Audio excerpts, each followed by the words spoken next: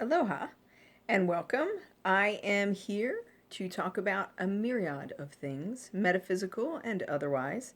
My name is GeralynStJoseph, and I would like to discuss today a little bit about demons. Yes. Many people have various ideas about demons. There's talk of unclean spirits and such in the Bible, and in most religions, there is some discussion of these little nasties that come and plague us in different ways. And they're still seen today in various accoutrements. What I'm going to talk about is demons and demonics and other things as I understand them. I have a book on Amazon.com. It's called Paranormal Activity, What Are You Dealing With?, which gives a little bit of a rundown of it, but I'm going to go more into detail here. I do recommend purchasing and reading the book to have a basic understanding of all different kinds of things that may be around you that are not physical in their essence. So, my definition of a demon is an entity that has never been human, like an angel. An angel has never been a human. I don't know how I feel about the idea that demons are fallen angels because, from my experience, a fallen angel and an angel of God feel very similar in their energetic. They present very similarly. There are subtle differences between the two of them, and of course, one of the most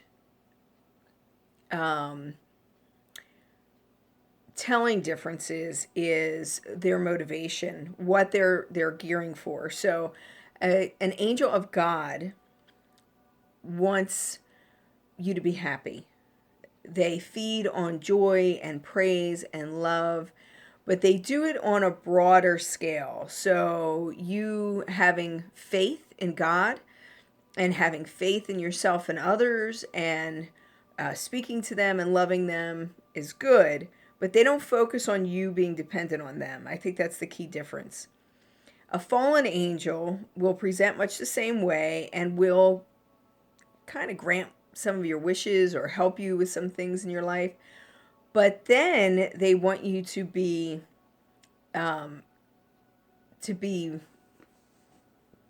very attached to them. They want your love. They want your praise. So it's not about your benefit and what is best for you. It's about feeding them. So as long as those two things agree, then you're golden. But once those two things start to separate and change and not necessarily be the same thing, once you learn not to be dependent on them, that is a no-no. They do not like that at all. So, one of the things that you need to do when you're dealing with angels is knowing who you're dealing with. And angels don't always, the way I have experienced them is they're not separated the same way we're separated with names. There is Michael, and Michael is a contingent. Everybody calls on Archangel Michael. Archangel Michael is a contingent. It's a type of archangel. It's a name of the type. Like I'm Italian, he's a Michael. So things like that.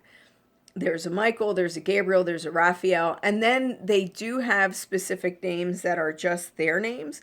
And in order to discern that and become close enough with your guardian angel, once you get to know each other very well, you will create a secret signal between the two of you so that you know who you're dealing with. And there's a specific energy that will go with them as you become more enlightened by them and more in tune with them. That's a whole nother video. But just to give you an idea. Now, with demonics, a demon is an entity, and there's all different levels of them. There's all different kinds of them. They, I believe, are a whole different category than angels. Yes, fallen angels will often enlist the aid of different demonics to help them get what they want, because a demonic can do things to a person that an angel wouldn't do. The demonic can create anxiety and fear and create situations that a fallen angel is not necessarily going to do that, but they're going to have their lackeys do it. And so they work together and they feed off these two things. An angel will feed off of love, joy, support, compassion. A demonic feeds off of fear, anger, hate, loathing, disgust, things like that. So those two things help you to define what you're dealing with. If you're dealing with something that is constantly creating a sense of fear or loathing, or you're suddenly feeling disgusted by things, or suddenly getting angry when there's really no cause for it, that often is the sign that there's a demon close by. Demons will affect you in various ways. They can affect things around you. They can affect you emotionally. They go into your energetic field and they affect you. And then there's full-on possession. Full-on possession is the rarest of the three.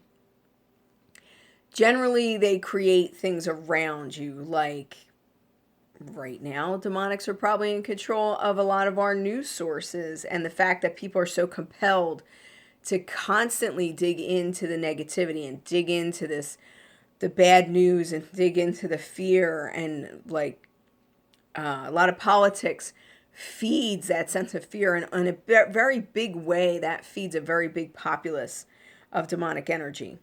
Now, I'm not saying all politicians are demons or anything like that. Do not misunderstand me. What I'm saying is that beside us, at all times, there are unseen energies, unseen consciousness.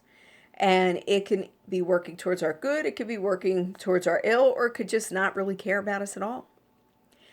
But demons feed off our energy. They feed off emotion. So they're going to want us to feel a certain way. The way I look at it is, an antelope is going to think a lion is a very evil thing because the lion wants to eat the antelope. The antelope's got to be very wary of the lion. Does that mean that lions are intrinsically evil or that they're bad? No, that's just the way they operate. That's what they do. The demonics that are around us create this tug of war. It creates this push and pull. We have a choice. We have free will. We can choose to feed the fear, or we can choose to feed compassion. We can choose to look at things as, oh, this is awful and it's going to be terrible forever. Or we can look at it and say, okay, this is where we are. How can we make things better? What can we do with this to create something that's different, to create something that's better for us, or that's healthier for us, or healthier for the people involved? It's the way we react, how we choose to act in any situation, that is going to create the food either for demonics or for angelics. So this was very short little tidbit. I will continue with more later. I need to go right now.